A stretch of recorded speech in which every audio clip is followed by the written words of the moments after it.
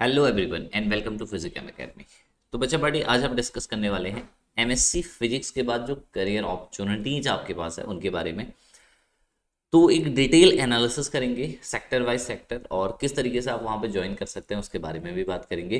तो अगर आप चैनल पे पहली बार आए हैं तो मेक श्योर फिजिक्स एकेडमी के यूट्यूब चैनल को सब्सक्राइब कीजिए ताकि आपको डेली अपडेट यहाँ पे मिलते रहे।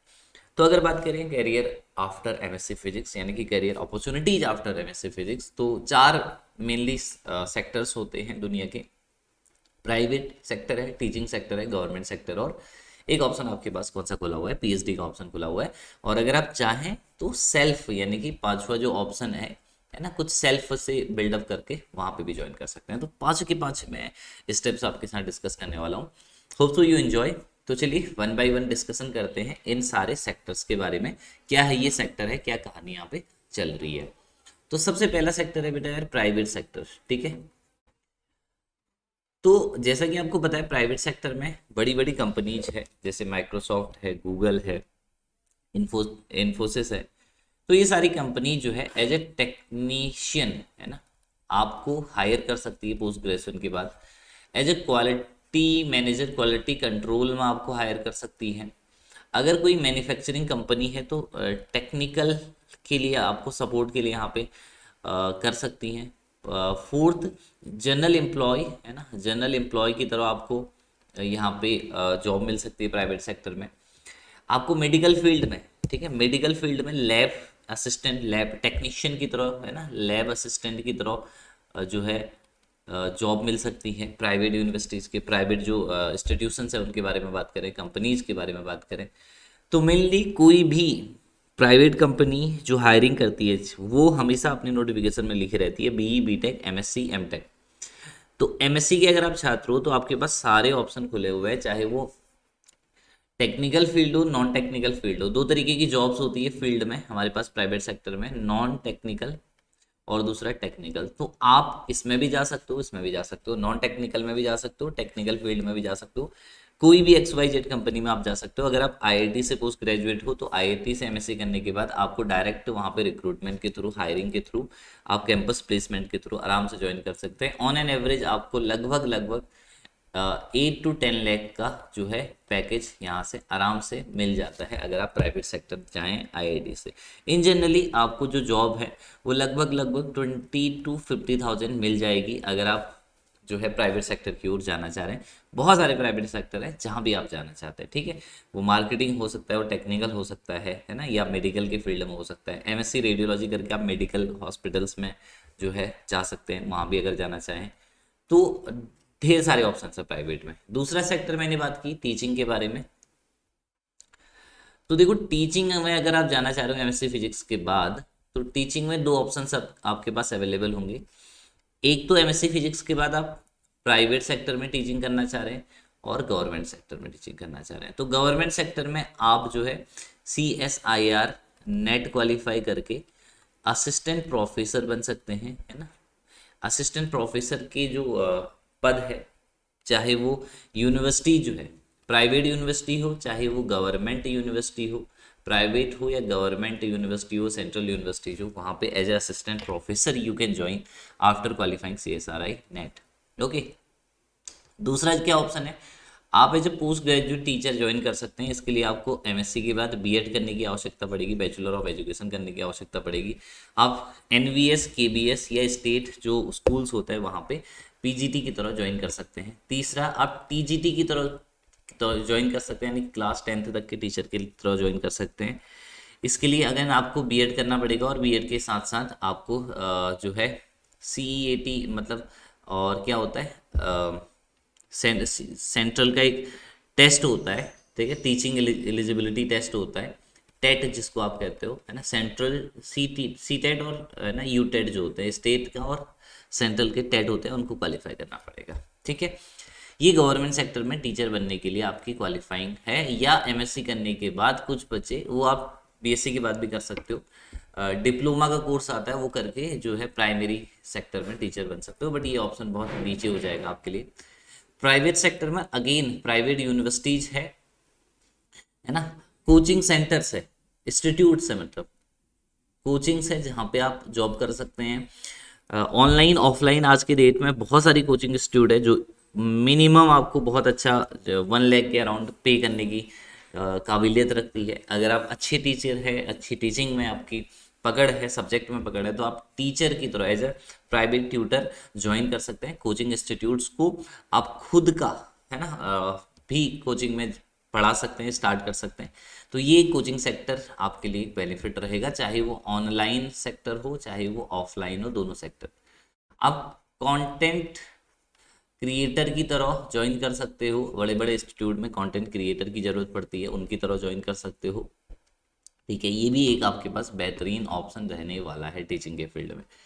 आप स्कूल्स को ज्वाइन कर सकते हो, अच्छे अच्छे बड़े बड़े स्कूल्स को, पीजीटी की तरह टीजीटी की तरह आप स्कूल्स को ज्वाइन कर सकते हो।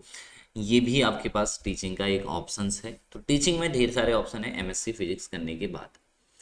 अगली बात आती है गवर्नमेंट सेक्टर की। तो देखो गवर्नमेंट सेक्टर में जो है, अगर आप CSIR की लैब में ज्वाइन कर सकते हो, लैब में असिस्टेंट, लैब असिस्टेंट की तरह जॉब कर सकते हो, कॉलेजेस में जॉब कर सकते हो लैब असिस्टेंट की तरह, उसकी पोस्ट आती है स्टेट के थ्रू, या स्कूल्स में लैब असिस्टेंट की तरह जॉब कर सकते हो।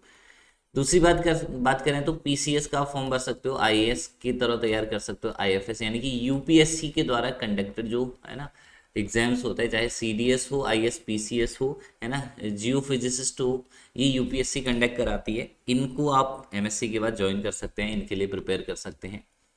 ठीक है, लैब असिस्टेंट टेक्नीशियन की तरह जॉब कर सकते हो किसी भी स्कूल कॉलेजेस में, ये भी आपके पास ऑप्शन है। अच्छा जी, थर्ड ऑप्शन क्या खुला है, आप SSC की प्रिपरेशन कर सकते हो। स्टाफ सिलेक्शन कमीशन में आप SSC का एग्जाम क्रैक करके SSC सेंट्रल के जो ऑफिस होते हैं, चाहे होम मिनिस्ट्री या डिफेंस मिनिस्ट्री है, वहाँ पे जो ऑफिस असिस्टेंट है उनकी तरह ज्वाइन कर सकते हो। चौथा, आप SSSC यानी कि स्टेट स्टाफ सिलेक्शन कमीशन, जो भी आपकी स्टेट्स में ऑफिस होते हैं, जैसे मान लीजिए लेबर कोर्ट है स्टेट के अंदर आएगा, जैसे आपके पास RTO है वो स्टेट के अंदर आता है, तो यहाँ पे जो ऑफिस स्टाफ होता है उसके लिए भी आप SSSC के थ्रू जा सकते हैं, इसकी आप प्रिपरेशन कर सकते हैं। पांचवा सेक्टर है आप, ठीक है, फॉरेस्ट ऑफिसर के लिए ज्वाइन कर सकते हैं। फॉरेस्ट ऑफिसर जो है वो भी MSc फिजिक्स यहाँ पे मानते हैं। छठा जो ऑप्शन है वो बैंक है, बैंक में एज ए प्रोविजनरी ऑफिसर आप ज्वाइन कर सकते हो। ग्रेड ए ऑफिसर की ज्वाइन कर सकते हो नाबार्ड में, RBI को ज्वाइन कर सकते हो, ये भी आपके पास एक खुला ऑप्शन है।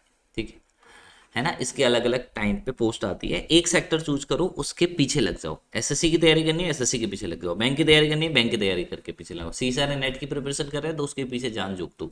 UPSC की तैयारी करो तो पूरे UPSC की तरफ डेडिकेट हो जाओ। ठीक है, आप बार्क में एज ए साइंटिस्ट ज्वाइन कर सकते हो, एज ए टेक्नीशियन। दो चीज़ें होती है, टेक्निकल ग्रेड में और साइंटिस्ट ग्रेड में आप ज्वाइन कर सकते हो। बार्क में DRDO में, BHU में, सॉरी TIFR में, इसरो में, ये इंस्टीट्यूशंस है, प्रीमियम इंस्टीट्यूट्स है भारत के, जहाँ पे आप एज ए टेक्नीशियन और एज ए साइंटिस्ट ज्वाइन कर सकते हो। या अलग अलग जो रिसर्च इंस्टीट्यूट्स होते हैं वहाँ पे भी आपको असिस्टेंट्स की ज़रूरत पड़ती है, तो रिसर्च इंस्टीट्यूट्स में असिस्टेंट्स की तरह आप ज्वाइन कर सकते हो after doing your MSc in physics और इन केमिस्ट्री। तो ये आपके पास गवर्नमेंट सेक्टर के जॉब अपॉर्चुनिटीज है जो कि आपको MSc करने के बाद प्रोवाइड होती है। मतलब ऑल ओवर इंडिया जो भी जॉब है आप MSc फिजिक्स के बाद जॉब कर सकते हो। हॉट जॉब बताऊं तो CSIR नेट की बहुत प्रिपरेशन करते हैं, बार्क वगैरह के बच्चे बहुत प्रिपरेशन कर रहे हैं। मई जून के टाइम पे इनके फॉर्म आते हैं, इनको फॉर्म फिल कर लीजिए, या गेट के स्कोर कार्ड पे भी ये लेता है। ठीक है, अब बात आती है हायर स्टडी में।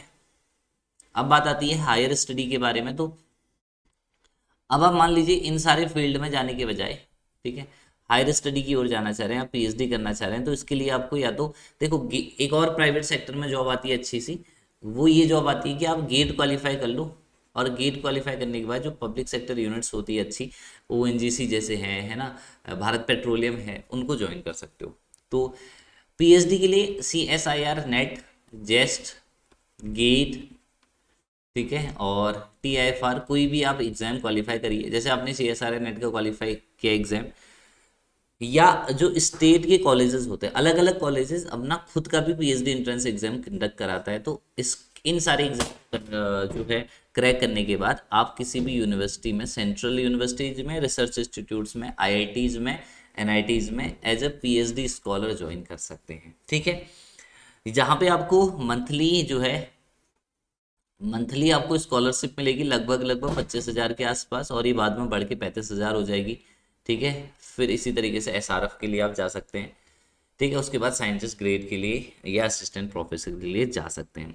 पीएचडी करने के बाद अपना पोस्ट डॉक कर सकते हैं। पोस्ट डॉक कहाँ से कर सकते हैं? फॉरेन से अगर आप करना चाहें तो आपके अच्छे खासे पेपर्स अगर है, रिसर्च पेपर, तो उनके बेसिस पे आप फॉरेन में जाके पोस्ट डॉक कर सकते हैं। या पीएचडी भी अपनी एमएससी अगर आपने अच्छी जगह से की है और आपका अच्छा कमांड रहा है, आपने वर्क बहुत अच्छा किया है, रिसर्च वर्क आपने जो जो प्रोजेक्ट वर्क किया है एमएससी के ड्यूरेशन में बहुत अच्छा किया है, उसका एक प्रपोजल बनाइए और किसी फॉरेन यूनिवर्सिटी के प्रोफेसर को भेजिए, तो वहाँ पे भी आपको पीएचडी के लिए डायरेक्ट वहाँ पे कॉल आ सकती है, रिसर्च के लिए यहाँ पे भी ज्वाइन कर सकते हैं, ठीक है।